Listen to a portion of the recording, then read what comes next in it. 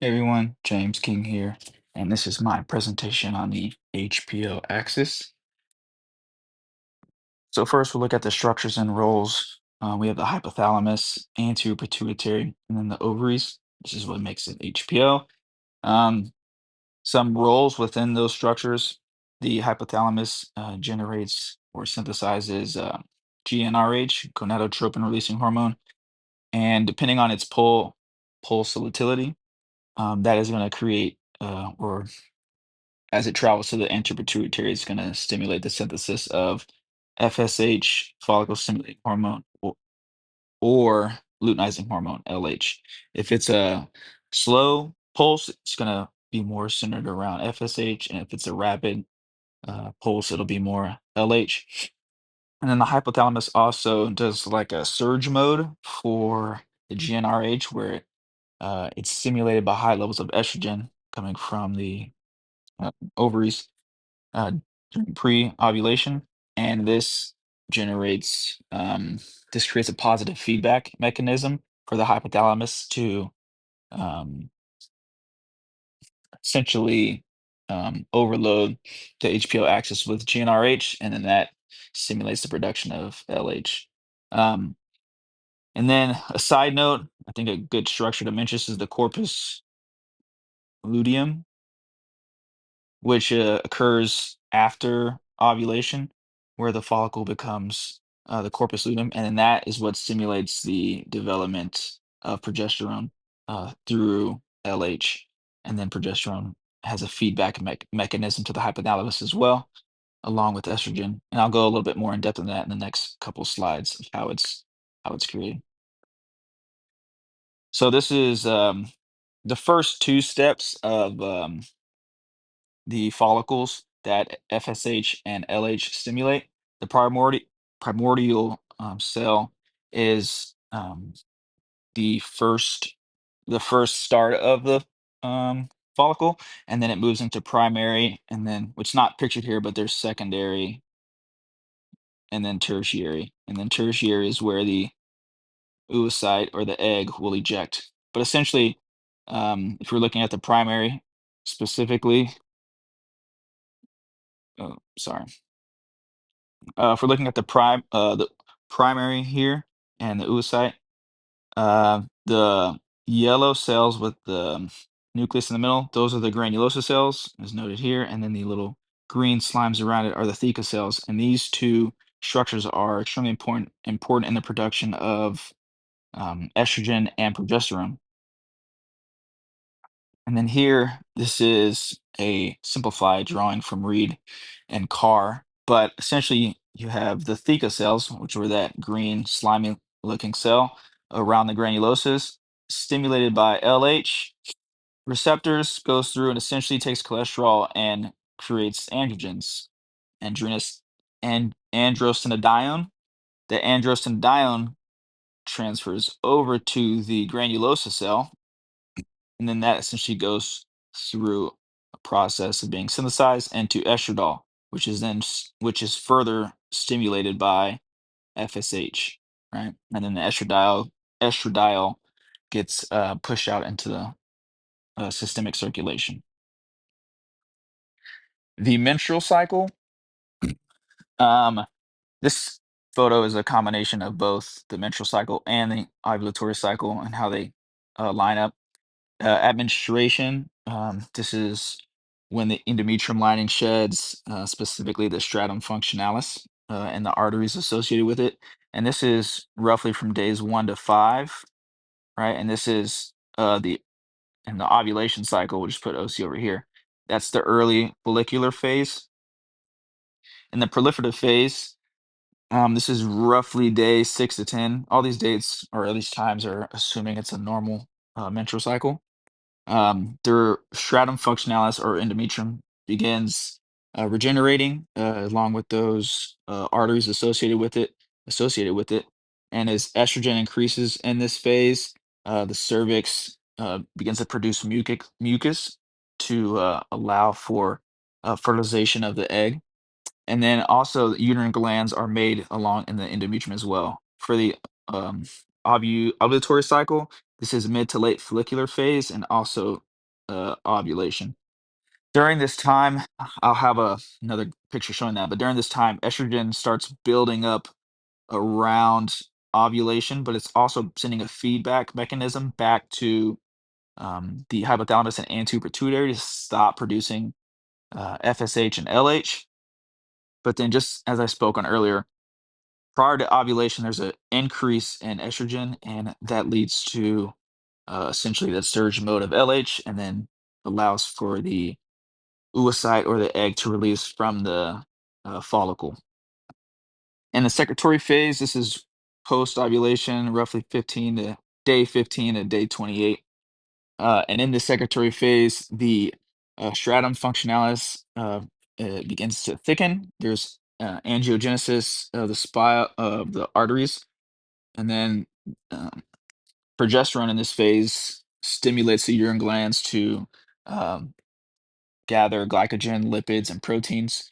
And then the progesterone thickens the mucus around the cervix. And then in the ovulatory cycle, this is the luteal phase. Here's are the picture of the hormones by Carmichael and all. Uh, this just gives you an idea of this is mainly the ovulatory cycle names. And so you have the early follicular, late ovulatory, luteal, mid luteal, late. And then if we follow the blue, you see that buildup of estrogen as it gets to the late follicular, and then it spikes up toward the end, which leads to an increase in luteinizing hormone, which we see that huge spiky dot during ovulation helps um, aid in releasing that oocyte or that egg. And then progesterone is quite low in the follicular phase, and then after ovulation, that's when it picks up and does most of its work, preparing the body for pregnancy. So for training loads, it can either be detrimental or supplemental, and that's with most exercise. Just depends on how it's programmed, periodized, however you want to say it. An article by Shaw, they evaluated 16 menorrhagic women and who ran five days per week. Uh, of those 16, seven developed non-functional overreaching, and they had decreased estradiol run performance and a short luteal phase. Whereas the women that did adapt to the training load, there was no significant changes in estradiol, leptin, or energy availability. Also, I didn't add it, but those women also had increases in run performance as well. So it ultimately just depends how you program it, um, as to where, depending on your menstrual cycle, whether you'll see increases or not. For functional hypothalamic amenorrhea, it's more prevalent among adolescent female athletes, but can affect women of any age, depending on environmental and personal characteristics. Uh, FSH, or I'm sorry, FSH, FHA, which is what it'll be, I'll call it from now on. FHA is characterized by an imbalance of energy intake and expenditure, disorder eating, excessive physical activity, psychological stress.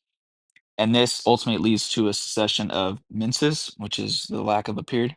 Um, Particularly here at the imbalance between energy intake and expenditure. The body prioritizes survival, and so it sees reproduction as a secondary aspect of that. And so, without the appropriate energy availability to ensure that the functions of the HPO axis are operating, the body's going to prioritize energy elsewhere. And then we have polycystic ovary syndrome. This is most prevalent in premenopausal women. It is an endocrine disorder because of the disruption or dysregulation of hormones, and it's typically linked with metabolic disorders such as insulin resistance and obesity. And this is most commonly associated with increased androgens if we're looking at biomarkers in accordance with any other disruption in hormones. And I have a nice graph that kind of um, shows all of that on the following slide after this. This just shows the metabolic impact of um, PCOS, where you can see it affects the brain, white adipose tissue, brown adipose tissue, liver, pancreas, skeletal muscle. All of these systems are affected simply just because of an increased testosterone, but also a decrease in um, sorry, FSH and LH that affect the production of estradiol and progesterone, as we've seen. Ultimately, it leads to an increase in adiposity, decreased leptin-mediated thermogenesis, and decreased insulin sensitivity. Here's a nice graph or a nice table from Gordon. Uh, Gordon and all, they have uh, drawn out for looking at FHA and then PCOS what the biomarkers look like. Um, this is more of a clinic. It was a clinical guidance um, for practicing doctors on how to identify the different types of endocrine disorders. Right. So in and FHA, we're gonna have a decrease in LH, FSH. The ratio is going to be off. You have lower estradiol, lower progesterone, which is P4 here, and then lower than normal prolactin, TS thyroid hormones, uh, lower androgens over here, or normal androgens, sorry, but then you have lower than normal testosterone right here. And then PCOS, very similar, right? Low FSH, low F and LH. The ratio between LH and FSH is more lean toward the LH, somewhat decreased estradiol as well. Same with the progesterone. Prolactin is a high normal. Your thyroid's still operating at a normal rate, but then your testosterone over here is what the key marker is of PCOS. It's high normal or slightly increased. So all of these things ultimately have the effect, or specifically for PCOS, of what we were discussing on this page, where you have those disruptions and metabolic impacts from increased androgen. These are the references for my video. Thank you for taking the time to listen. If you have any questions, just please throw them in the bottom of the comment section. Thank you.